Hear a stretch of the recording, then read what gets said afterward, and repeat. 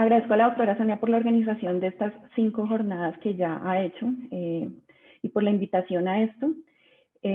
Yo trabajo en el Hospital OMI, trabajo en la unidad de sueño y pues estoy ahí también gracias a ella y se lo agradezco. Vamos a empezar a hablar, pues el tema que yo les voy a hablar es de sueño saludable en el niño. Es importante hablar de sueño y voy a empezar a hacer como una pequeña introducción de por qué vamos a hablar de sueño. Entonces sabemos que el sueño es un proceso físico complejo, completamente reversible, dinámico, cíclico, que es activo, complejo y llega a ser completamente reversible en un momento y que es necesario para la vida. Tiene efectos críticos en la salud y esto es lo importante de que hablemos de sueño. Más o menos se sabe que ocupamos 1/3 de la vida en dormir, que va a estar presente en todas las especies, no solamente en los humanos.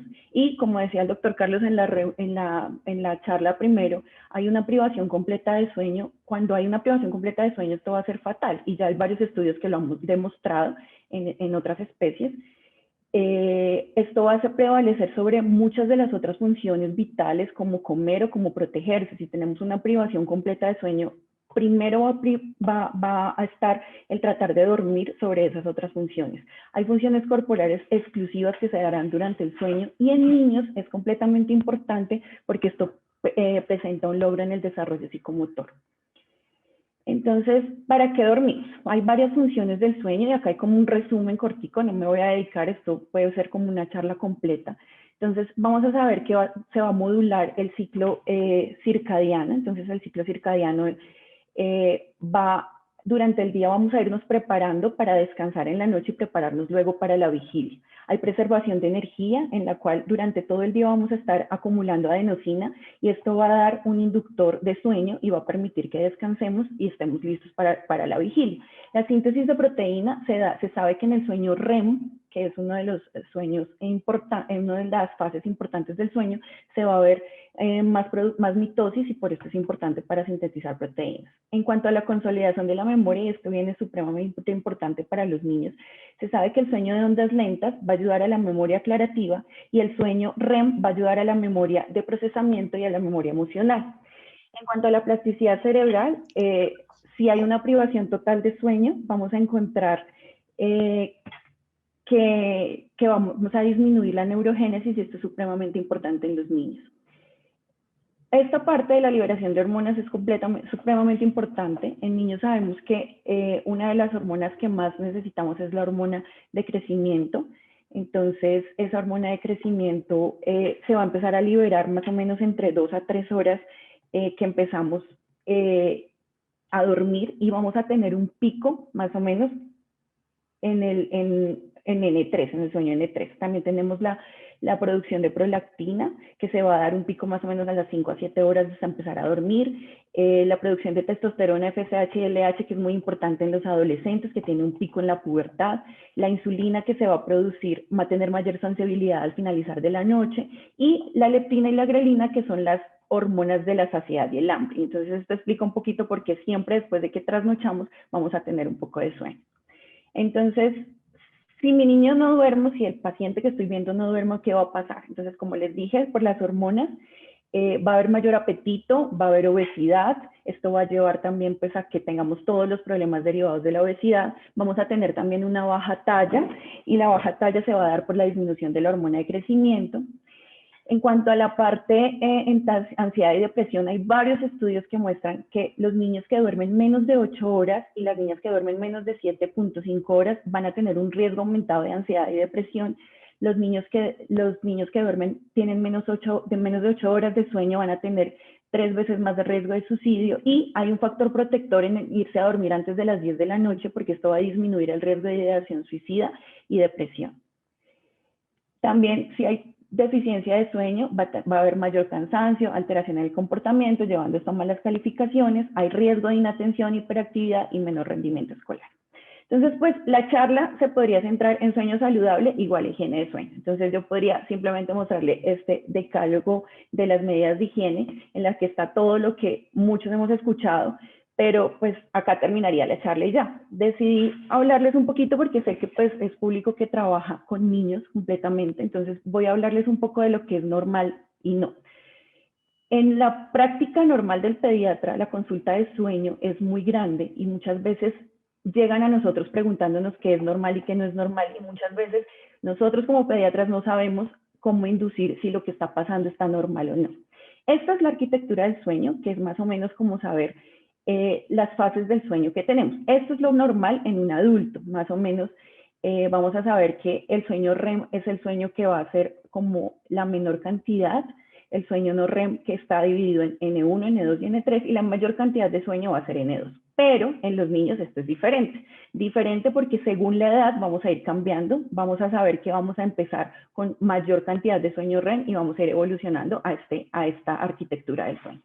Entonces, como para explicar, siempre va a empezar en N1, van a alternar entre sueño REM y no REM. La primera mitad de sueño casi siempre va a ser de sueño no REM, va a haber un aumento muy progresivo durante la noche para que a mitad de noche, después de la mitad de la noche, vayamos a tener más sueño REM. Hay cambios con la edad, lo que les decía, en el recién nacido ese sueño REM es más del 50%, como les mostraba, en el adulto va a llegar a ser entre el 20 al 25%. Los recién nacidos van a dormir entre 14 a 16 horas y ellos no tienen un ciclo circadiano como el que tenemos todos. Es un ciclo ultradiano, que va a ser diurno y nocturno con ciclos de sueño más cortos, que en promedio van a durar más o menos 50 minutos. En los recién nacidos y hasta los 3 meses es importante saber que ellos pueden empezar en sueño REM y eso es algo normal. Y más o menos el sueño delta sabemos que va a disminuir mucho más después de la adolescencia.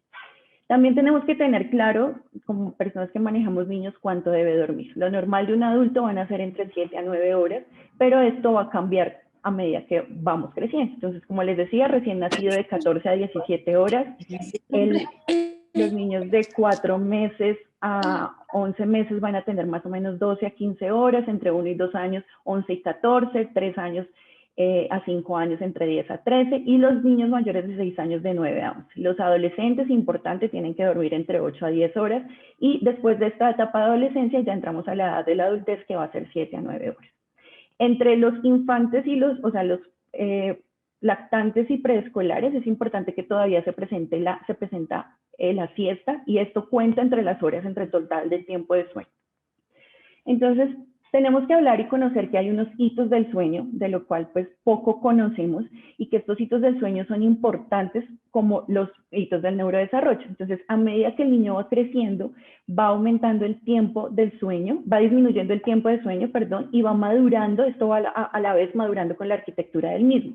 Durante el primer año de vida, esta maduración neuronal se va a ir produciendo y esto se va a estar mostrando, disminuyendo la necesidad de ser alimentados y esto va a aumentar las horas de sueño en la noche y disminuir las horas de sueño en el día. Más o menos se dice que el ritmo de vigilia y sueño se va a empezar a presentar a los 6 meses de edad con un sueño nocturno que se va a dar más o menos a los 6 meses van a poder lograr hasta 5 horas sin despertarse en este momento de la vida y esto es un hito del sueño y del desarrollo. Por eso también es importante que conozcamos como pediatras que hay unas fases que se llaman regresiones del sueño. Estas regresiones del sueño lo que explica es que son cambios repentinos en estas edades, en niños que de pronto ya venían con una rutina o que ya venían durmiendo un poco más, que se empieza a interrumpir.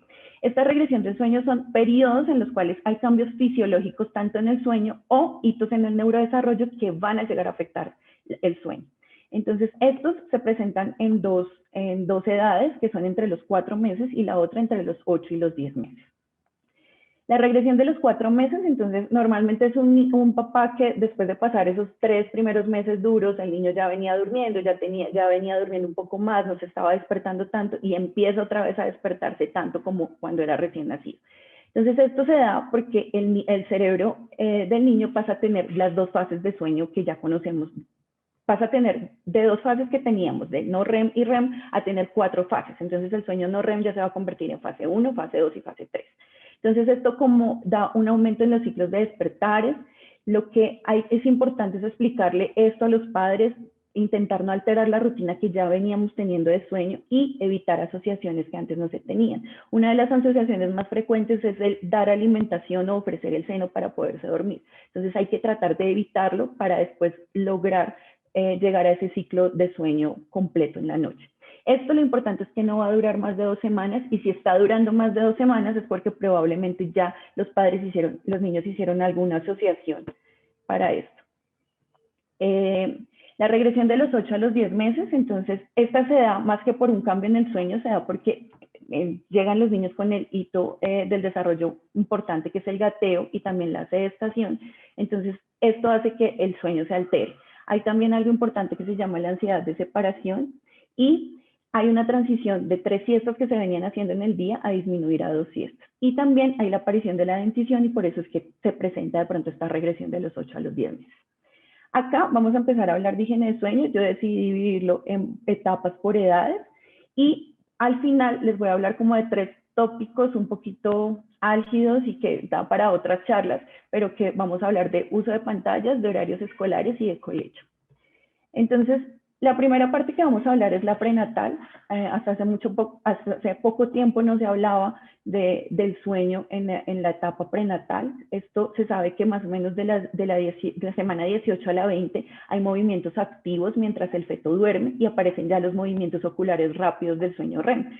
En la semana 20 empieza a presentarse como un ciclo activo y pasivo de sueño, con ciclos más o menos de 50 minutos, que estos van a ser ya después posteriormente el sueño REM y no REM. Entre la semana 28 y 32 ya vamos a encontrar 3 etapas, que es vigilia, REM y no REM. Entonces todo lo que podamos empezar a hacer desde esta semana, desde la semana 20, para lograr una buena higiene de sueño, también nos va a ayudar en ese neurodesarrollo. Esto es un estudio que se hizo en Japón, en el que se empezó a hacer una asesoría pre y postnatal y hasta la semana 52 sobre rutinas de sueño. Se cogieron 2 grupos, un grupo al que no se intervino, otro grupo al que sí. En ese grupo que se intervino se hizo una intervención en la que se le hablaba a las mamás y a los padres, era tanto papá como mamá, en una charla con varios grupal, y con unos folletos en los que se explicaba como las rutinas de sueño, se explicaban mejorías de hábitos de dormir y las actitudes que tenían que tener los padres para los despertares. Esto se encontró que los bebés que se hizo la intervención, bueno, se hacía una visita domiciliaria también antes del parto, y se hacía una visita después del parto, que era más o menos hacia la semana 6 después del parto. Se encontró que en el grupo de intervención había menor probabilidad de tener rutinas prolongadas a la hora de dormir, más probabilidad de acostarse más temprano, menor probabilidad de durar en la etapa de la rutina de sueño. Se levantaban menos a darles de comer, y menor probabilidad de ser alimentados antes de irse a dormir, o sea, de hacer la asociación de seno y dormir. Y se encontraron que en los niños se encontraban menos problemas de sueño durante el día, menos despertares y menos llanto. Entonces, por eso es importante también a los que trabajen con maternas hablar antes también del sueño. Entre los recién nacidos a 3 meses, en cuanto a su sueño, tenemos que saber que ellos tienen 2 etapas nomás, sueño REM y no REM, en ellos se diferencia. El sueño REM es el sueño activo y el sueño no REM es el sueño tranquilo. Esto es supremamente importante porque en ese sueño REM los niños recién nacidos a 3 meses pueden tener quejidos, movimientos y aún así estar durmiendo. Entonces, hay que explicárselo a los papás porque pueden llegar ellos a despertarse, a tratar de acomodarlos, empezar a darles seno y terminar en un despertar que antes no se estaba produciendo. Este sueño es inquieto, por eso es como activo, se llama hay quejidos, hay movimientos, y es normal en el recién nacido pretérmino que esté hasta en un 80%, y en el recién nacido a término 50%. Inicia en los recién nacidos, el sueño REM casi siempre puede iniciar el sueño. Esto es normal en esta etapa de los recién nacidos a 3 meses, no en los mayores. Casi siempre vamos a tener inicio en N1, luego N2, N3 y luego REM.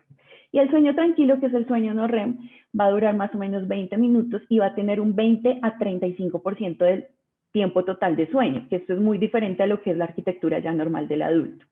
Entonces, lo que ya les había dicho, un recién nacido a término va a dormir entre 16 a 18 horas al día. El 50% de ese sueño de estos niños va a ser más o menos de sueño REM. A los 3 meses va a empezar a iniciarse ese patrón circadiano. Antes no, antes es difícil que esto se logre, pero después de los 3 meses empieza, pero se llega a establecer hasta los 6 meses. La vigilia en los recién nacidos a 3 meses es de 8 a 10% de un día total hasta más o menos las 8 semanas.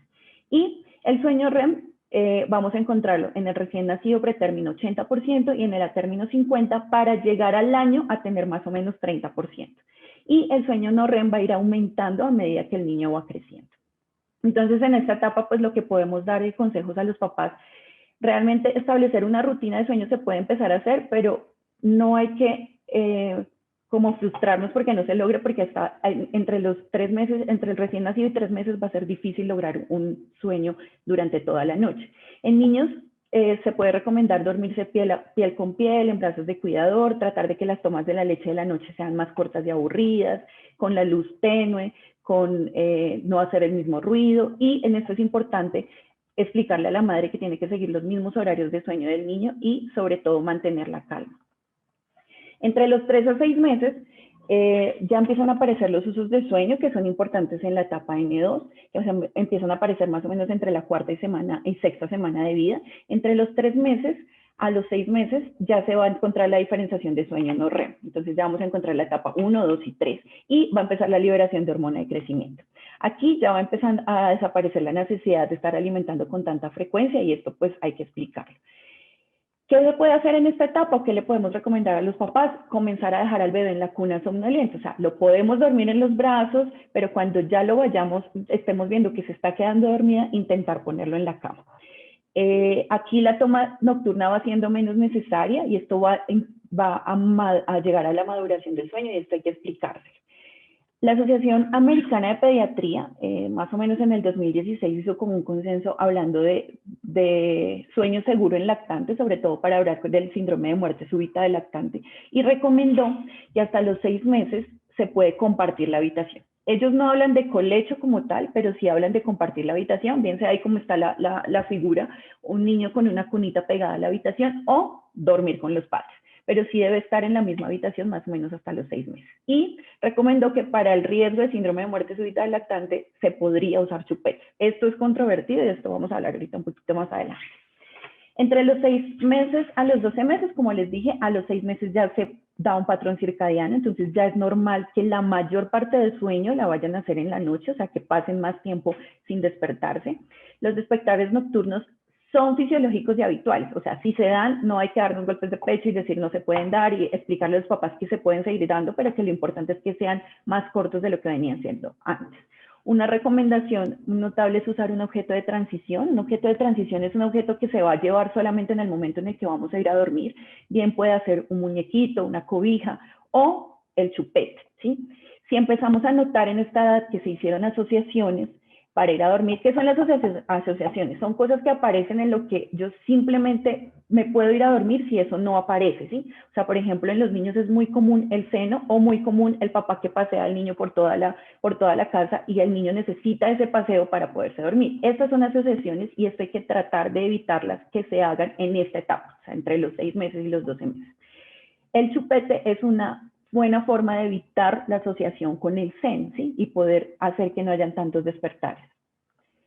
Entre los 12 meses y los 2 años ya empezamos a hacer como una rutina total de sueño, aunque antes ya la podemos empezar a hacer. Esta rutina siempre tiene que terminar en el dormitorio, se puede hacer con baño. Aquí es importante mirar porque cada niño es diferente, hay niños a los que el baño los activa, hay niños a los que el baño los relaja y los hace dormir mejor, entonces ahí hay que identificarlo y hablarlo con cada papá. Hay que enseñarles a hacer actividades más tranquilas una hora antes, disminuir la luz, el ruido en la casa, se pueden hacer masajes, cantar canciones, leer un cuento, cosas que vayamos a hacer y que toda esta rutina termine en el dormitorio. ¿Por qué es importante? Porque lo que comúnmente hacen muchos papás, que es dormir al niño en la misma cama con ellos y luego irlos a acostar a la habitación, esto hace que aumente algo que se llama la ansiedad de separación, que es muy presente en esta etapa de la vida.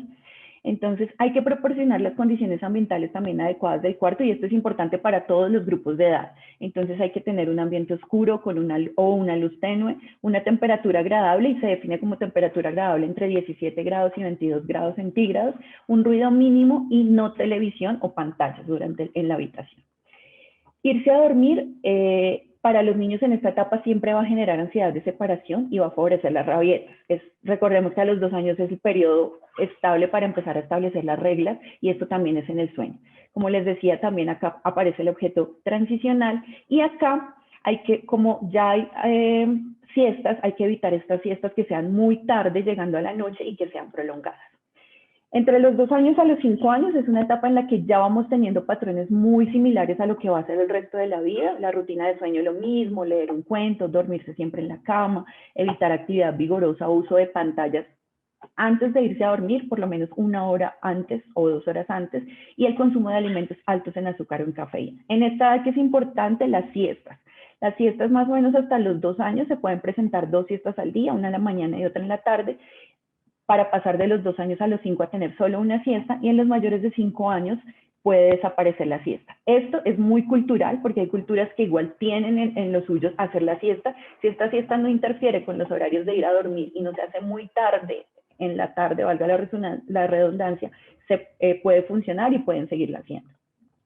Los adolescentes es un grupo especial porque se dice que ellos necesitan menos sueño. La verdad es que no, ellos necesitan los mismos horarios de sueño, ya vimos que más o menos entre 8 a 10 horas, pero ¿cuál es el punto? Ellos van a tener falta de sueño porque van a tener mayor exigencia escolar, van a tener aumento de responsabilidades, ya se les empiezan a dar más responsabilidades en casa, en ayudar en la casa, en ciertos sitios y en ciertas culturas inclusive a veces pueden tener que trabajar, tienen mayores actividades extracurriculares y mayor vida social activa. Entonces esto los hace que ellos necesiten dormir igual, pero que vayan a disminuir el tiempo que duermen. Varios estudios han mostrado que más o menos los niños que están en sexto grado van a disminuir, van a tener menos de 8 horas de sueño en un 16%, y esto aumenta al 75% de los niños cuando están en 11.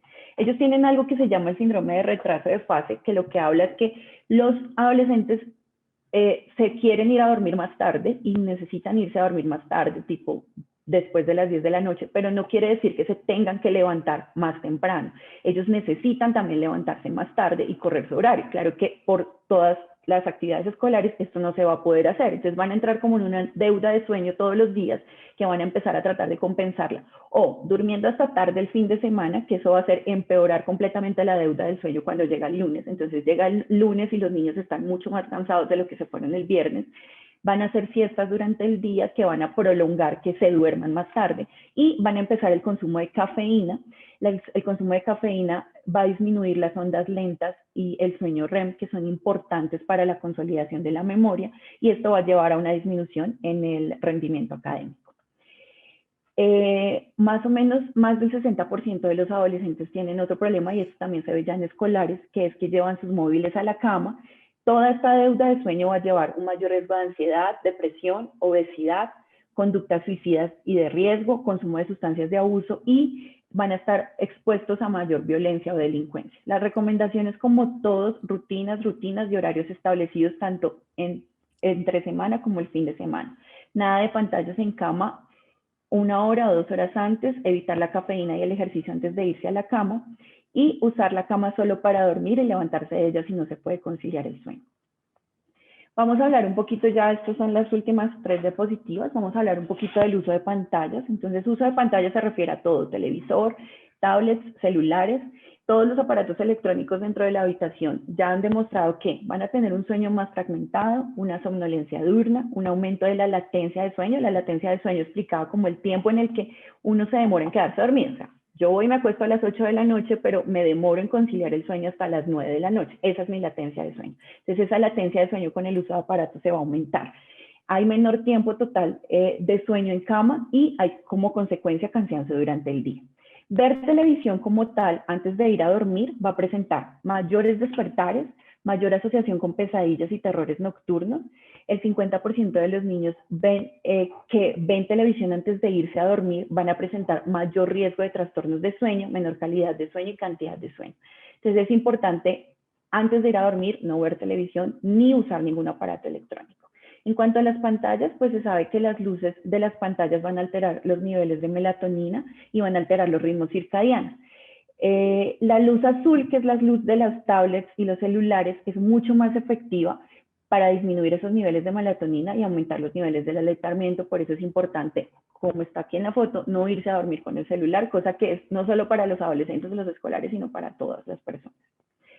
En cuanto a los horarios escolares, esto es algo que ha venido como mucho en auge y que se ha empezado a estudiar mucho. La Asociación Americana de Pediatría ya dijo y ya estableció que recomiendan que el inicio de las clases de los niños sean a las 8:30 de la mañana, dado que esto ayuda a disminuir la insuficiencia de sueño en niños. Ya en varios países se está adoptando esto y se ha notado que el retrasar la hora de inicio de clases va a dar un tiempo total de sueño mayor, una disminución de la somnolencia diurna, mayor motivación en las clases, disminución de síntomas depresivos, menos problemas de inatención y concentración y mejor rendimiento académico. Esto es un problema grande y esto es algo que se tiene que empezar a trabajar en esto, empezar a trabajar, y es un problema de políticas públicas de salud que se tiene que empezar a mirar. Sobre todo en ciudades grandes como Bogotá, donde los niños van a tener que desplazarse durante 2 horas para llegar a su sitio de estudio. Entonces, esto hay que empezar a ponerle cuidado y de esto se pueden encontrar miles de estudios. Por último, les voy a hablar del colecho, lo dejé de últimas porque esto es algo muy controversial. Hace muchos años uno decía no colecho, ahorita hasta la Asociación Americana de Pediatría habla, bueno, colecho sí, pero explíquele a quién y sepa cómo manejarlo. Nosotros que manejamos niños tenemos que saber que existe, que van a haber papás que lo van a querer hacer y sobre todo ahorita que anda muy en auge la crianza con apego, entonces también tenemos y hace parte el colecho de esto. La Asociación Americana de Pediatría hizo como unas recomendaciones, como les dije antes, de sueño seguro. Entre estos dijo, bueno, si vas a hacer colecho, tienes que entender ciertas cosas. Entonces, hasta el primer año, siempre boca arriba, sin almohadas, sin cobijas y no juguetes sueltos. Si vas a usar cobijas, los puedes usar, pero de forma que sea justa y que puedas ver al niño que esté durmiendo bien. La superficie donde vaya a dormir, que sea un colchón firme y con sábanas a la medida justa, que él no se vaya a enredar en las sábanas. Ellos apoyan el uso de chupetes para disminuir el riesgo de síndrome de muerte súbita del lactante. Hablan de compartir la habitación durante los primeros 6 meses de vida, inclusive hasta el año. Y son claros en decir, no practiques colecho, sí, tienes padres fumadores, es un niño prematuro de bajo peso al nacer, hay consumos de medicamentos que produzcan sueño en los padres, consumo de alcohol o sustancias psicoactivas, o recién nacidos que tengan enfermedades genéticas o de malformaciones craneofaciales y asfixia perinatal. Entonces, en conclusión, colecho sí o no, completamente discutida, es una opción para los padres, va en función de la cultura y los deseos de cada familia, y esto es algo que como pediatras y como médicos que trabajamos con niños, tenemos que hablarlo y consensuarlo con los padres. Acá están los pros y los contras. Los pros completamente es un favorecedor de la lactancia materna y eso sí, no hay discusión. Da mayor seguridad al niño, va a disminuir la ansiedad de separación y va a sincronizar los ciclos de sueño de la mamá y el niño. Esto es supremamente importante en los 3 primeros meses de vida, pero cuando el niño después está despertando puede ser un problema y por eso también tenemos que hablarlo con los papás. En contra, el riesgo de asfixia o traumas, que va a desfavorecer la intimidad en pareja. Ya como les dije, no se debe hacer si fuma, la incomodidad de la cama tampoco se debe hacer y no en prematuros y bajo peso al nacer. Entonces, pues volvemos a la primera diapositiva que les mostré, sueño saludable igual a higiene de sueño, y espero que pues con esto les haya quedado un poquito más claro como por etapas qué es lo que debemos ayudar, qué es normal y qué es no normal. Y los dejo pues por último con esta frase, que si el sueño no cumple una función absolutamente vital, pues sería completamente el más grande error que tenemos de la evolución, y por eso es importante hablar de sueño, por eso es importante estos espacios, es importante que todo médico hable de sueño y conozca de sueño.